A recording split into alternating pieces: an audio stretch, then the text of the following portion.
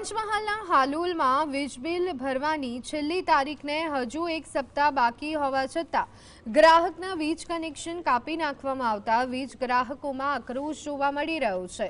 વીજ ગ્રાહકોએ જણાવ્યું હતું કે બિલની ડ્યુ ડેટને હજુ એક સપ્તાહનો સમય બાકી છે, છતાં સમય પહેલા કનેક્શન કાપવાનું કારણ પૂછતા સંતોષકારક જવાબ આપવામાં આવ્યો નહોતો। હાલોલના ગ્રાહકોને ખબર પડી કે વીજ બિલની વસૂલાતનું કામ વીજ કંપની દ્વારા આઉટસોર્સ કરવામાં આવ્યું છે અને કનેક્શન કાપવા આવેલા એજન્સીના કર્મચારીઓ બિલ યોગ્ય રીતે વાંચી પણ શકતા નહોતા। સ્થળ પર ગ્રાહકો દ્વારા કરાયેલ રજૂઆતોને અવગણી અને કનેક્શન કાપી દેવામાં આવતા લોકોમાં આક્રોશ વધ્યો છે।